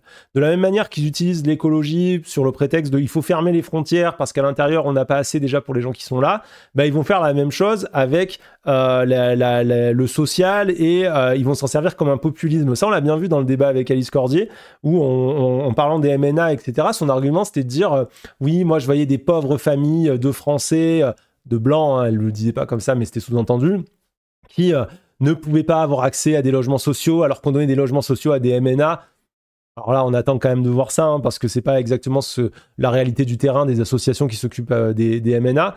Mais en gros, son discours, c'était de dire il faut faire un choix. Et moi, en gros, je choisis la préférence nationale, quoi. C'est les mineurs non accompagnés, c'est les enfants exilés qui arrivent en France et qui se retrouvent à la rue, malgré le fait que normalement, il y a des lois internationales qui forcent la France à accueillir et s'occuper des mineurs. Et du coup, le discours d'Alice Cordier, c'est de dire ces gamins, il faut les laisser à la rue on va parce qu'il y a des familles françaises qui sont dans la pauvreté. Et en fait, on voit comment le discours social, en fait, va être utilisé à la normalisation et en fait à la banalisation de la discrimination, du racisme et en fait à la stigmatisation des ennemis intérieurs. Donc en fait, il y a un usage et c'est utile à la discrimination d'une certaine manière. Donc je pense que c'est aussi pour ça qu'ils tiennent à cette partie-là de leur discours, mais ce à quoi ils ne tiennent pas, c'est à la lutte des classes. Vous ne verrez jamais de gens d'extrême droite se reconnaître d'une quelque manière dans la lutte des classes. Ils détestent ça, ils détestent le marxisme. J'ai vu un extrait d'interview de Marine Le Pen qui raconte que quand elle était gamine, elle n'avait pas le droit de lire Pif Gadget parce que ça finançait les communistes. Donc c'est vraiment c'est vraiment une haine viscérale du vieux Le Pen au point d'interdire à ces gamins de tout ce qui s'approcherait d'un truc communiste. Et justement, c'est là où se crée la distinction. C'est pour ça que je dirais pas que c'est de gauche, parce que pour moi, ça peut pas être de gauche quand il n'y a pas la notion de lutte des classes. C'est du populisme qui s'inspire de la gauche, mais c'est pas de gauche parce que justement cette hiérarchie et cette incompatibilité, en fait, par exemple, entre la bourgeoisie et les classes populaires, elle est pas pensée. Et donc du coup, c'est comme ça que Mussolini va avoir un discours pseudo de gauche, mais après quand tu regardes dans les faits, en fait le gars il est en train de se faire financer en permanence par les bourgeois. Les rouges-bruns sont jamais vraiment rouges. Bah non, les rouges-bruns sont jamais vraiment rouges, c'est la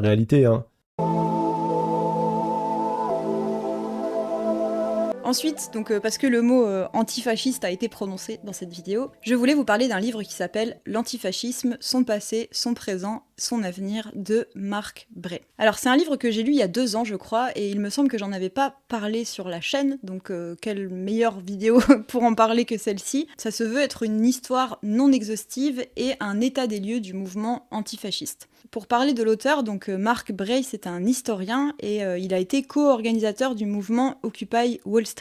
Et en fait, il a écrit et sorti ce livre en assez peu de temps parce que il voulait que ce soit utile au tout début de l'ère pro-Trump. Et donc pour l'écrire, il convoque à la fois son expertise en tant qu'historien, c'est-à-dire qu'il fait une sorte d'historique de l'antifascisme, mais il utilise aussi des entretiens avec des militants et militantes antifascistes de vraiment de plusieurs aspects du mouvement en Europe et en Amérique du Nord. Dans l'intro, il écrit que l'idée de ce livre, c'est offrir à une nouvelle génération d'antifascistes l'histoire et la théorie nécessaires pour enrayer la renaissance de l'extrême droite.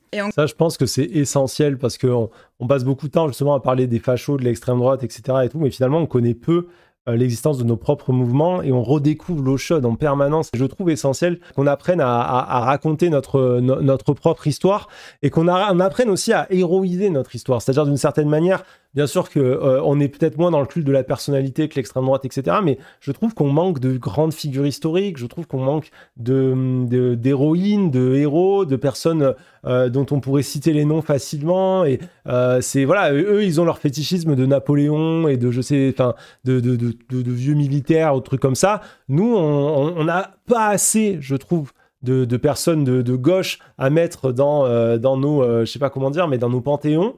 Par rapport au nombre de personnes de gauche qui ont fait des choses extraordinaires à travers le temps. Hein. En gros, il va vraiment expliquer et historiser ce que c'est que l'antifascisme, en racontant qu'à la base, ça a été vraiment pensé comme une réponse sensée et historiquement fondée à la menace fasciste qui persistait après 1945. Et c'est un livre qui parle très bien aussi du fait que l'antifascisme, c'est aussi des pratiques politiques et des pratiques militantes qui sont vraiment à l'intersection entre la politique sociale locale, c'est-à-dire vraiment le fait de créer des réseaux d'entraide, et le fait de faire des actions directes pour empêcher à l'extrême droite de s'organiser. En gros, l'idée originelle vraiment de l'antifascisme, c'est de rejeter l'idée un peu libérale de Voltaire avec la phrase que vous avez peut-être déjà entendue « Je ne suis pas d'accord avec ce que vous dites, mais je me battrai jusqu'à la mort pour que vous ayez le droit de le dire ». En gros, l'antifascisme, ça s'oppose... Dans cette phrase, oui, voilà, j'allais dire... c'est compliqué. Totalement à cette conception des choses. Et en gros, ce qui fonde vraiment le mouvement, c'est que après Auschwitz et après Treblinka, les antifascistes vont combattre pour empêcher des nazis organisés de dire quoi que ce soit, à tout jamais. Mais qu'avant tout, c'est une pratique d'autodéfense collective qui peut avoir vraiment plein de tendances selon le contexte politique local, selon les collectifs qui l'exercent. Et en tout cas, ce que j'ai pu observer moi-même dans mon propre parcours militant, c'est que y a certaines orgas qui se consacrent vraiment à enrayer le fascisme en valorisant la solidarité communautaire et en protégeant et en créant du lien entre les minorités. Et il y a des collectifs qui sont beaucoup plus fondés sur enrayer les mécaniques d'extrême droite, sur les empêcher de s'organiser. Et en fait, c'est ça que je dis depuis tout à l'heure, mais c'est qu'en fait, on fait la même chose. C'est ce que je disais, de l'importance de parler des luttes antiracistes, de l'importance de donner de la place aux voix minorisées.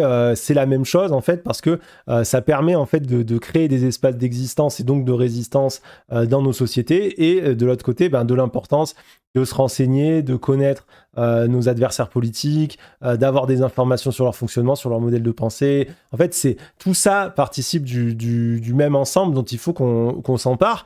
Et d'une certaine manière, je trouve que alors qu'on est dans une période d'explosion du fascisme et de la montée de l'extrême droite, il y a très très peu de mouvements politiques qui s'emparent de l'un ou de l'autre. C'est-à-dire qu'à la fois, je trouve que dans la représentation des personnes minoritaires, dans le fait de donner de la place à ces discours qui sont des discours d'intersectionnalité sur le racisme, le sexisme, etc., finalement, on est encore assez en retard.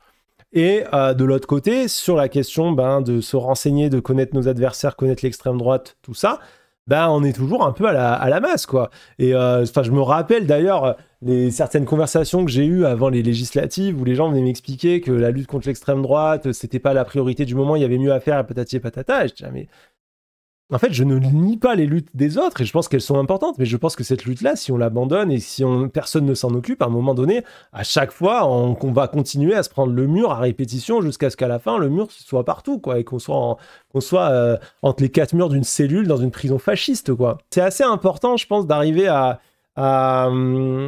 installer ça dans nos réalités politiques et à l'exiger. Parce qu'on a, je trouve, un espèce de trou dans notre politisation dans les années 80, 90, même début 2000, où en fait, toutes ces questions-là, elles ont été un peu invisibilisées et même la gauche a un petit peu perdu ses valeurs et je pense que dans les gauches qu'on est en train de réinventer aujourd'hui, on a besoin de mettre ces pensées-là au centre parce que, en fait, ces pensées, c'est l'antifascisme et que, je le dis souvent, mais si le fascisme atteint le pouvoir, il n'y a pas d'autre lutte. Il n'y a pas d'autre lutte. Une fois que le fascisme est là, il n'y a plus rien. Donc, il faut arriver à empêcher ça et endiguer ça. Et malheureusement, on est à minuit moins 2 avant le fascisme. Hein. C'est une catastrophe, mais c'est comme ça. Hein. Puis bien souvent, il y a une sorte de convergence entre les deux, quoi. Et donc, c'est vraiment un livre que je vous conseille, à la fois si vous n'avez jamais milité, mais aussi si c'est déjà un peu votre cas, parce que je trouve que c'est à la fois une super bonne boîte à outils, et à la fois, il donne vraiment des clés historiques qui montrent vraiment l'hétérogénéité et la richesse de l'antifascisme. Et par exemple, il y a tout un chapitre qui répond par exemple à la question l'antifascisme est-il l'ennemi de la liberté d'expression ? Comme on peut l'entendre parfois, genre les vrais fascistes, ce sont les antifascistes, etc. Bon là, par exemple, dans un livre comme celui de Marc Bré, vous avez vraiment une réponse qui est hyper structurée à ce type de questions ou de pensées. Ça donne très envie de le lire. Hein. Il explique par exemple que dans une société inégalitaire comme la nôtre, la liberté d'expression, elle est déjà pas accessible à tout le monde. Dans une société où la migration est sévèrement réprimée, où il y a des politiques racistes et anti-migratoires, la liberté d'expression des personnes sans papier, des personnes qui sont précarisées par ces politiques-là, par exemple, elle n'est pas vraiment assurée. Et que donc on se soucie déjà très peu de la liberté d'expression de certaines personnes.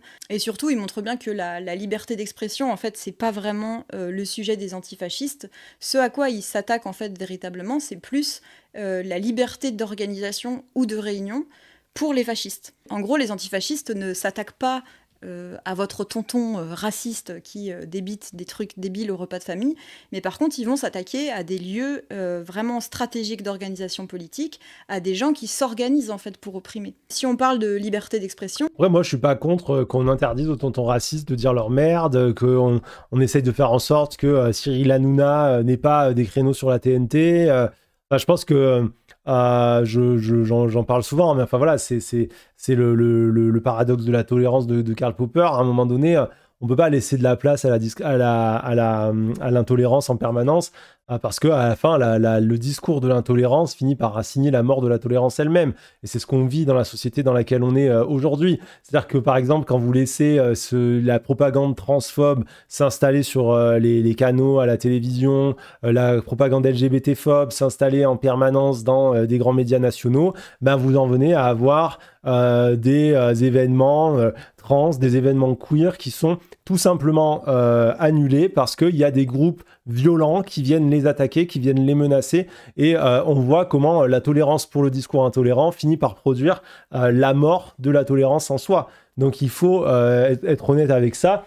Pour moi, on peut pas accepter tout et n'importe quoi, voilà, dans nos discours publics, et qui plus est dans une ère où il y a une vraie lutte sur la définition politique du vrai et du faux, et où en fait en laissant tout dire à n'importe qui, on finit par créer une défiance généralisée pour l'ensemble du discours. Ça, c'est quelque chose qu'on vit, par exemple, depuis dans l'ère Trump, quoi. Par exemple, vous regardez aux États-Unis, quand je bossais aux États-Unis, c'était sous Trump, et c'était impressionnant de voir comme l'installation du discours de Trump, qui dit beaucoup de fake news, mais qui accuse en permanence tout le monde de dire des fake news, a fini par créer une défiance généralisée envers l'ensemble du discours médiatique, politique et tout dans une part de la population. Ce qui fait que son discours d'intolérance, c'est pas non seulement qui va cibler des groupes, mais qui va détruire la matrice globale du discours public. Et une fois qu'on est là-dedans, je veux dire, c'est extrêmement difficile de trouver quelque part un espace sur lequel s'appuyer pour recréer un discours collectif. Ils défendent en fait l'absence de liberté d'expression pour les nazis et pour les fascistes. Et d'ailleurs, on voit très bien aujourd'hui, et c'est notamment très bien décrit dans les travaux d'Hugo Paglietta, que la normalisation de l'expression raciste, ça a des conséquences hyper graves. Donc bref, je digresse un peu, mais en même temps, j'ai l'impression que ce sujet de la liberté d'expression, ça revient souvent quand on parle d'antifascisme. C'est pas du tout le sujet central du livre, et surtout, je trouve que c'est quelque chose d'intéressant quand on peut avoir une image un peu préconçue de ce que c'est l'antifascisme. On a un peu un imaginaire que les antifas, c'est des gens qui vont au conflit, qui vont à la bagarre, etc. Et donc, je pense qu'il y a tout un tas de gens pour qui ça peut faire peur. Et déjà, dans le livre de Marc Bray, on se rend compte que c'est pas vrai, que l'antifascisme, c'est multiple, que l'antifascisme, ça consiste aussi à développer des réseaux de solidarité. Mais si je voulais partager quelque chose, c'est... J'aime bien cette idée de la multiplicité aussi, hein, parce que je trouve qu'on a un petit peu trop tendance à l'uniformisation et en mode « Ah, tu soutiens pas mon gars, dans ce cas-là, tu n'es pas un vrai gauchiste, tu n'es pas un vrai antifa. » On voit là, par exemple, avec les partis politiques, c'est un peu compliqué en ce moment. Les insoumis, hein, des fois, c'est un peu casse-couille. Hein. Je veux dire, on peut pas faire une critique, ça nous tombe dessus, mais heureusement qu'on critique, justement. C'est le principe, je veux dire, de la gauche, d'avoir des espaces de débat, de discussion. Et oui, ça fait qu'on a tendance à pas être d'accord et ça fait qu'on a du mal à avancer tous ensemble. Mais je le redis, le devenir de la gauche est un devenir minoritaire. C'est pas de construire une immense majorité qui pense et qui marche d'un seul pas, parce que ça, bah, c'est la droite, hein, c'est le fascisme, justement. Donc, il y a cette diversité de pensée, cette diversité des discussions, etc. Et les espaces sur lesquels il n'y a pas à être tolérant, justement, il faut qu'on apprenne à être tolérants les uns envers les autres dans nos espaces de gauche, de la même manière qu'il faut être capable de tout de suite distinguer l'espace où là, non, là, c'est pas mon allié. C'est compliqué de se dire que il a fallu un moment, moi, que je me retrouve dans des débats avec des gens qui m'insultaient et qui m'engueulaient parce que je disais que Tatiana Ventose c'était un problème, que voilà, ce genre de personnage. Maintenant tout le monde a compris, mais parce que c'était quelqu'un qui avait l'air de gauche, quand bien même elle tenait des discours ultra discriminants. Et c'est sur le droit à l'existence des gens que la ligne se dessine, et c'est extrêmement facile. Justement, dans cette figuration de l'ennemi, quand vous commencez à avoir des gens qui vous désignent des ennemis à l'intérieur de la société en vous disant « Ah, c'est les personnes trans, c'est les personnes racisées, c'est ci, c'est ça », vous savez que ces gens-là, non, ce ne sont pas des camarades et qu'ils n'ont rien à foutre avec nous. Et puis c'est tout, c'est réglé et puis on n'en parle plus. Si vous avez été d'une manière ou d'une autre impacté par ce qui s'est passé en juin, et si vous vous inquiétez de la montée de l'extrême droite, je pense qu'il faut vraiment que vous vous intéressiez à l'antifascisme. Et surtout, en fait, ça peut passer par... ce que j'ai beaucoup conseillé à des proches à moi, c'est notamment, ça va être très facile si vous habitez en ville, renseignez-vous sur les collectifs antifascistes qui existent près de chez vous. Si vous trouvez le nom d'un collectif, ensuite vous allez trouver par exemple un compte Instagram ou une page Facebook, et dès que vous savez à quel moment il y a une assemblée générale, juste allez-y en fait.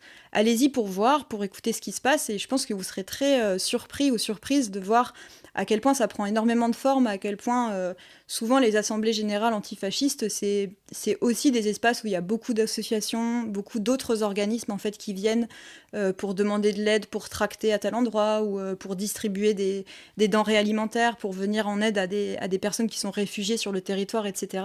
Moi, je le redis, par exemple, quand je fais des conférences à Lyon ou à Paris ou dans des grandes villes et que je me sens pas en sécurité parce que les gens qui organisent, soit ils n'ont pas le réseau, soit ils n'ont pas trop pris en compte les problématiques que ça fait de m'inviter, je demande à des assos antifascistes, par exemple, que je contacte, parfois parce que c'est des gens que je connais, parfois par le réseau interne de gens qui connaissent des gens qui connaissent des gens, pour qu'il y ait 4-5 personnes qui passent et qui se mettent dans la foule, au cas où il y ait quelque chose, juste des gens qui soient capables de réagir et qui soient dans l'idée de réagir, pas pour fliquer, pas pour agresser qui que ce soit, mais simplement pour que s'il y a un groupe de faves qui arrive, par exemple, tout de suite avoir le réflexe de bloquer les portes, empêcher que les mecs rentrent, dire aux gens de se calmer et prendre le truc en compte, et que je sois pas moi en train de à la fois faire une conférence et à la fois en train de me préoccuper de la sécurité de toutes les personnes dans la pièce, en plus de la mienne. Je vois pas le rapport avec la FI mort de rire. Parce que je disais par rapport à la FI, c'est quand je critique une personne de la FI, des fois les gens ils pètent un plomb et je suis là, mais non, mais c'est bien en fait.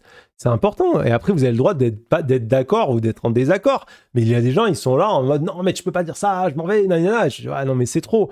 Mais d'ailleurs, au tout début, vous vous en rappelez peut-être pas, mais au tout début de la page, pour les 20, 25 qui étaient là au début, j'avais parlé de Ruffin.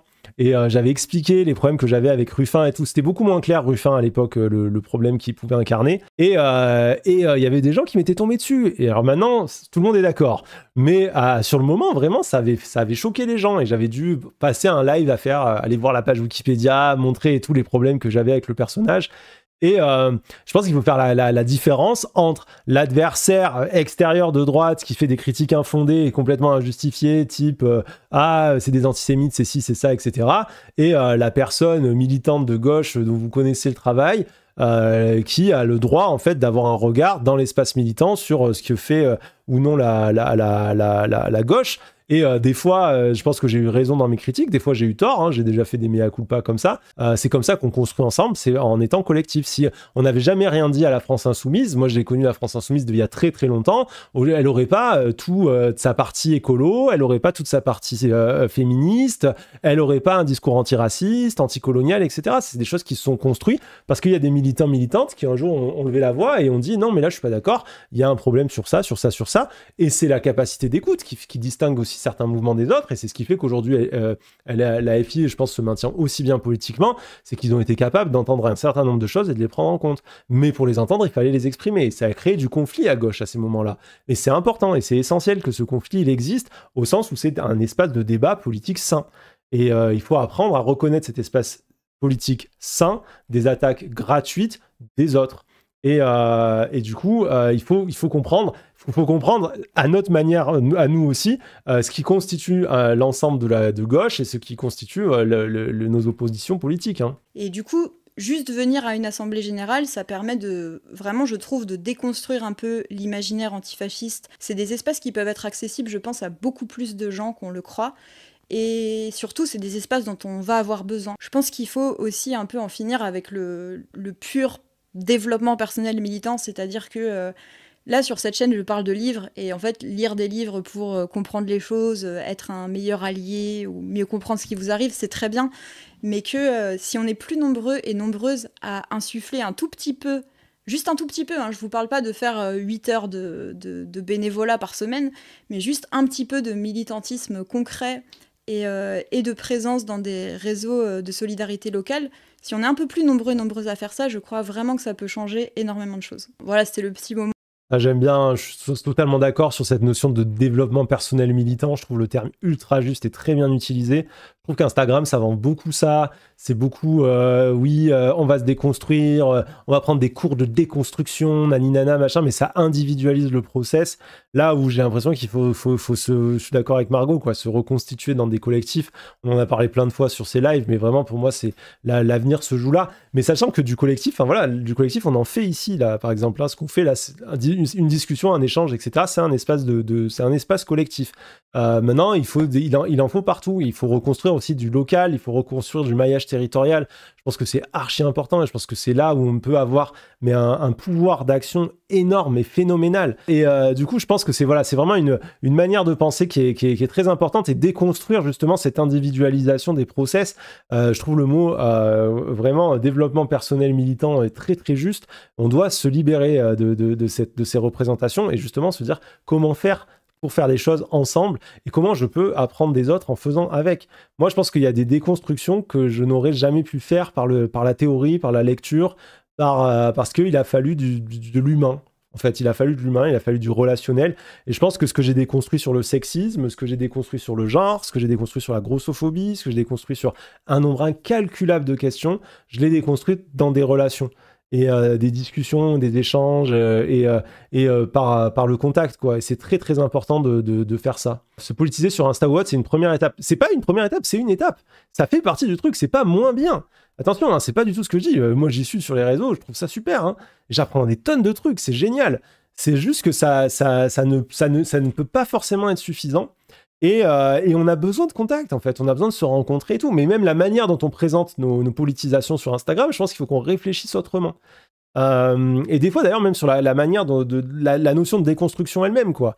C'est-à-dire qu'on peut pas attendre à la fois des gens un process de déconstruction et que tout le monde soit toujours déconstruit sur tout en même temps. C'est ce que j'aime sur Twitch, par exemple, c'est que c'est un espace où il y a un droit à l'erreur. Moi, quand je parle sur Twitch, je me sens beaucoup moins jugé que quand je parle sur Instagram. Sur Instagram, il n'y a aucun droit à l'erreur. Je vais utiliser un mot sur une story sans faire exprès, je vais me faire défoncer. Mais vraiment, mais harceler de gens. Oui, pourquoi t'as dit ça? T'as pas le droit de dire ça, il faut pas dire ça, nanana. Et pour moi, ça, c'est pas de la politique, quoi. Là, on fait pas du collectif, etc. Là, on fait de la performance militante, justement. On performe à quel point on a bien réussi à se développer personnellement dans un truc dont on sait pertinemment que les gens, dans leur vie de tous les jours, au quotidien, ils ne le tiennent pas. Et que c'est cette espèce de pureté militante, ils ne la tiennent pas. Je me méfie du terme de pureté militante, attention, parce que je trouve que c'est un peu une arme à double tranchant qui peut être à la fois utilisée à dessein, c'est-à-dire pour parler de certains comportements dans nos propres milieux où on est dans l'autosurveillance et où ça va trop loin, etc. Mais ça sert aussi parfois à discréditer des discours qui sont des discours tout à fait légitimes sur le fait de ne pas tolérer justement l'intolérance ou des violences discriminantes dans nos propres espaces. 28 minutes de vidéo, 2 heures de live et Mathieu n'a toujours pas mis un pouce bleu sur la vidéo. Ah, je suis démasqué, c'est vrai en plus. J'ai pas mis le pouce bleu. Allez mettre des pouces bleus, racheter mon crime. Eh bien écoutez, merci beaucoup d'avoir suivi ce nouveau guide de Margorito qui, je l'espère, voilà, va vous être très utile, hein, avec vraiment d'excellents conseils. Je pense que là, on a eu quand même beaucoup d'astuces pour réussir à vaincre tous ces monstres. On est ensemble, hein, vraiment, je le dis toujours, c'est tout à fait ok d'avoir besoin... Comment t'as fait? Comment t'as eu? C'est Exerve, on est d'accord? Quoi? Tout le monde est là, mais quoi?